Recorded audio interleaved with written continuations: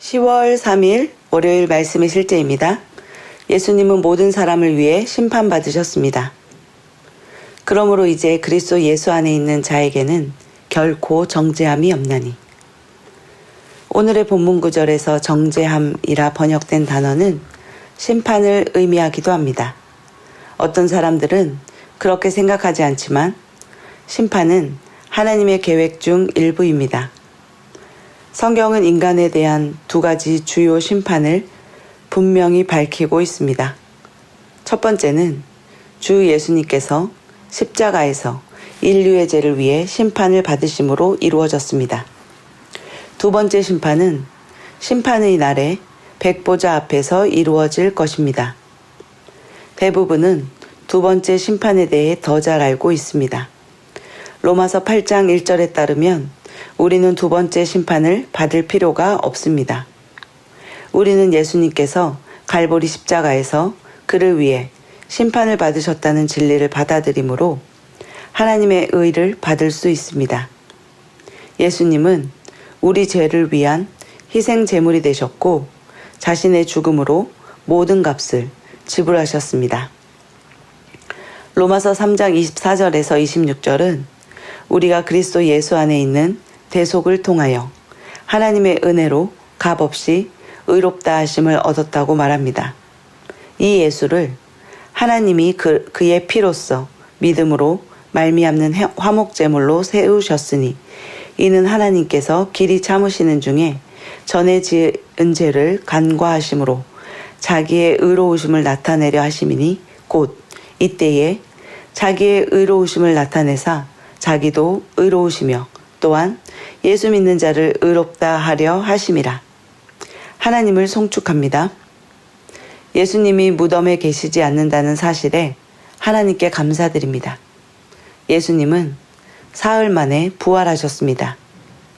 오늘날 예수님을 믿는 모든 사람은 모든 죄로부터 의롭게 되어 심판에서 벗어납니다.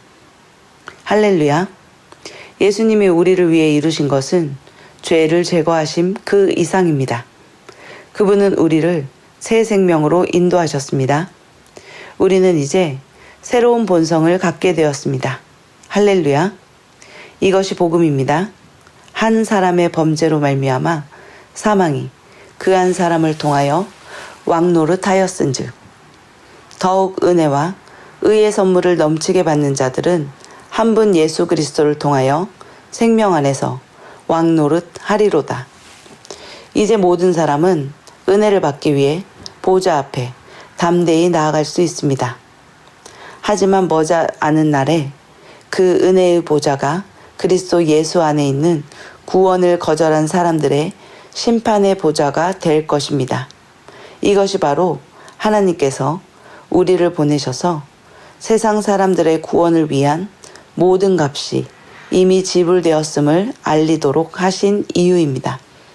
이미 예수님은 그들을 대신하여 심판을 받으셨습니다. 참고 성경 구절입니다. 요한복음 3장 16절에서 17절 말씀입니다. 하나님께서 세상을 이처럼 사랑하사 자신의 독생자를 주셨으니 이것은 누구든지 그를 믿는 자는 멸망하지 않고 영존하는 생명을 얻게 하려 하심이라. 하나님께서 자신의 아들을 세상에 보내신 것은 세상을 정죄하려 하심이 아니요 그를 통해 세상을 구원하려 하심이라. 아멘. 하나님께서는 하나밖에 없는 독생자 아들을 우리에게 보내셨고 예수님께서는 그의 피로써 우리에게 화목제물이 되셨습니다. 우리는 우리의 죄로부터 구원을 받으며 또한 심판으로부터 구원을 받았습니다.